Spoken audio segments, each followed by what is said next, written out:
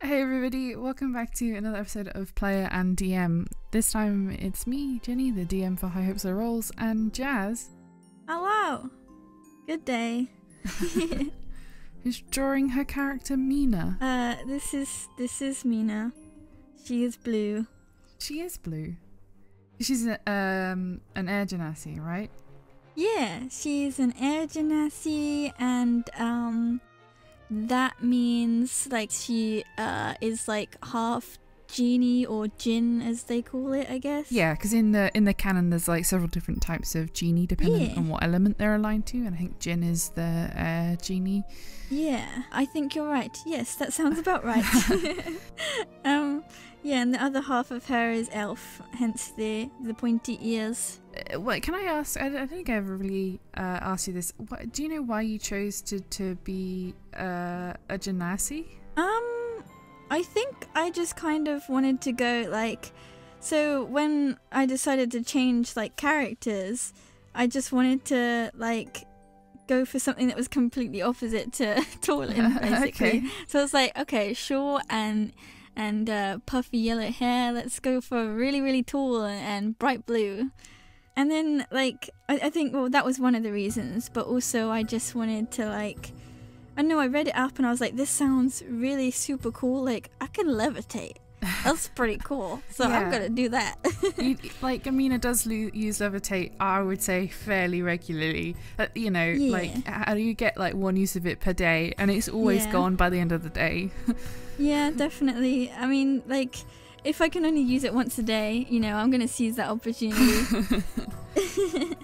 And like, recently one of the like the main things that would have been really, really useful for it, I had already used up for something super dumb earlier that day. Like, and the consequences. Oh god. I love how reliably you are willing to use it for anything, though. That's what's really lovely about you, but also about Mina. Like just the constant. Yeah, I'll just float over there. Yeah, so it's just, I don't know, it adds a bit of something, doesn't it? I like it. Mina's also like very early on in Mina's time with the party. They were in Kadar and she drank something for the health, because she wanted to do some fun, and like it caused immediate panic because she sort of fake died for a little bit. Yeah, she's very well, I think she's less now, but when she first joined she was very naive, and she'd never left her home before, so she just really, like you said, she just wanted to do something fun. She wanted to be a little bit reckless, and yeah, like you say, just cause immense panic and chaos.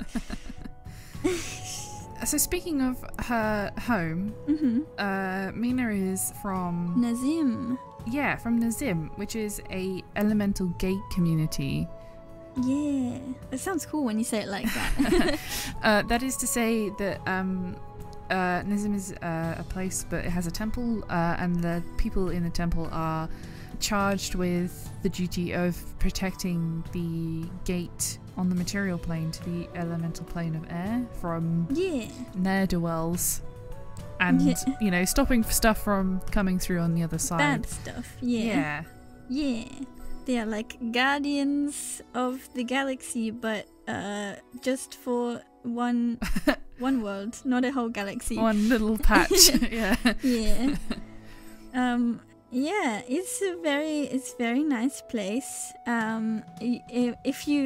When you hear about it, you'll realize why Mina is the way she is, like why she's so calm and like just, what's the word, like stillness of mind, like really still, like still. Yeah. It's because it's just such a calm place. It's like, I think I wrote it was like 15 acres of woodland, most of which hasn't been built on, so it's all natural and calm, and all the buildings are on little stilts, so it's like all treehousey kinda.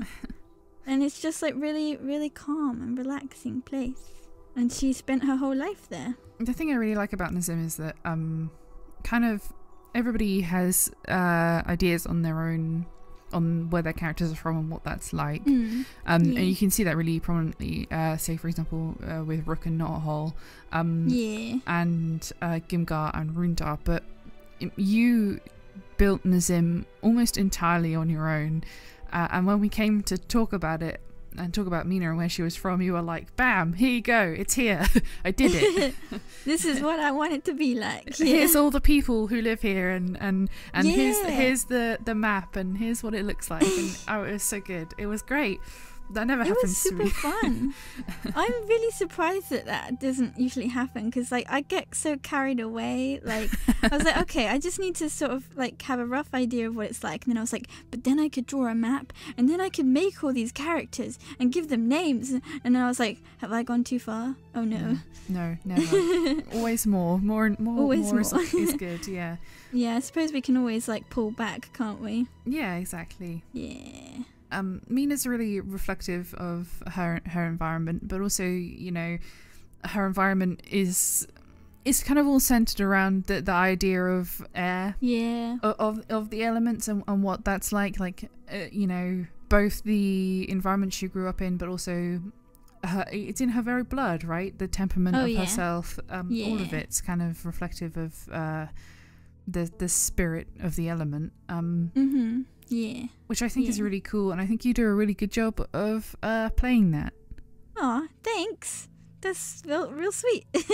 She always has this sense of lightness about her, even when she's being very serious. Oh, yeah, I like that. It's, you know what, it's super fun to play her, because it's so hard, like, in every day to, like, keep yourself calm and, like, chilled out, especially with everything that's happening, but, like, playing her, just immediately, as soon as I play her, I just switch, and I find it so easy to be calm. It's so weird how characters can do that for you. And she's so useful, I think, in that regard to the party as well, who... I mean, High Hopes is not exactly...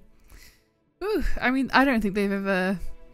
Sorry, I'm just thinking about all the times that they've like reacted to things in my head in like really explosive ways, and how Mina has kind of added a touch of like, hey, maybe we should think about this. Yeah.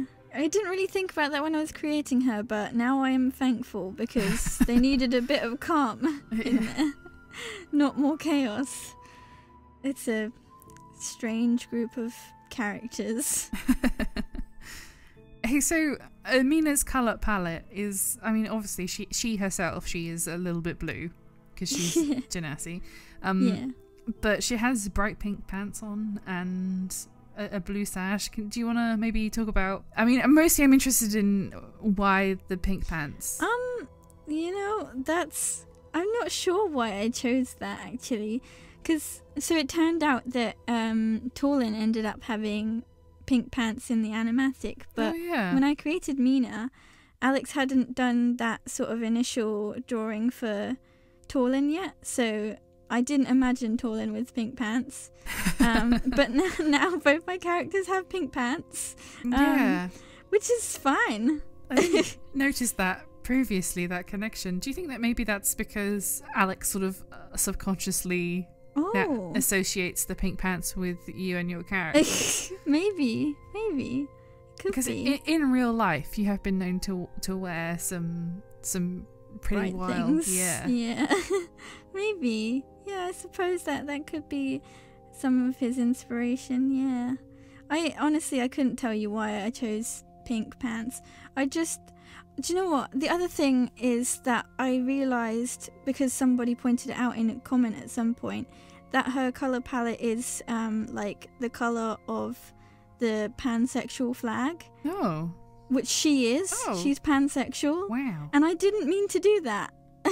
I must have just done it subconsciously, but it worked out really well. Wow, what a coincidence. Yeah. Mina is the only person from an elemental gate, or the only Genasi that has a surname, which I think is very interesting. Oh yeah. Her last name is Flocus. Mm-hmm. Which is, I think, just I'm remembering offhand, is the name of the person in the temple who raised her. Is their last name that correct? Yeah, I think So, do you want to tell us a little bit about Mina's growing up? Yeah. So in the monastery, I think the way it goes is like, this is probably the way that they told her, was that she was like blessed to the monastery from above, because you know they didn't want to tell her that she'd just been like left on the doorstep or whatever. I'm not really sure how it goes. But yeah, so she all she can remember is being there until she left to find high hopes. And there are 15 wood elves at the monastery, and then one sort of grumpy old dwarf who's kind of like the head of it all. He's like super, super old and wise, and all of the elves like respect him. And he's always like a little bit softer on Mina than like he is on the other people in the monastery, because he sees her sort of childlike mindset and that she's very soft and naive. And there are a number of like different characters in the monastery that sort of make it a really fun place. Like there's one person who's like really obsessed with plants, and there's one person who's like a monk but wants to be a wizard, you know, so they try to learn all of this magic, but they like always end up causing a bit of catastrophe. So there's always something interesting happening there.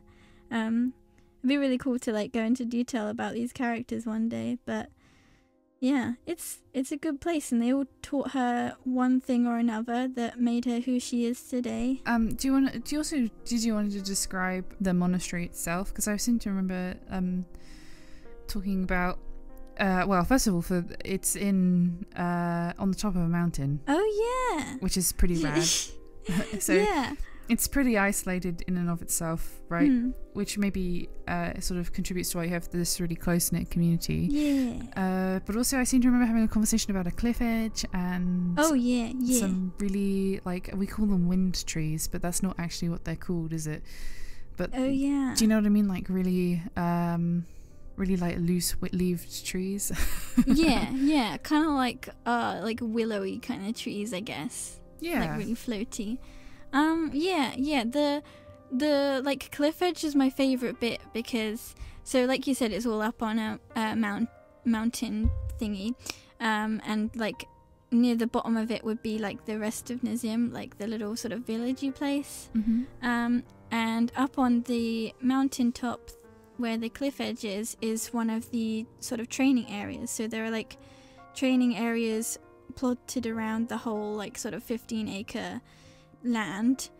And they're all kind of different settings, like they have different kind of trees, so that you can, like the monks when they're training, they can get used to sort of like the sense of different lands, if that makes sense. Yeah, like that's keeping really cool. Their stillness of mind. Yeah. And the cliff edge is Mina's favorite place to train because it's always really windy. And they always get a lot of gusts of wind coming up from like the valley below up into the cliff, and she can see for like miles, and it's just a really beautiful place to sort of meditate. Hey, this is a really lovely drawing and a really, really, really good chat about Mina, Jazz. Thanks for joining me. Thanks for chatting. I love to talk about the people. If you like this video, and make sure to subscribe and leave us a comment. Tell us, well, make sure you comment, Jazz, on how excellent Mina is. Oh no. Oh, she's pretty cute. Just like you. Thanks for watching. No. Bye. Again. Goodbye.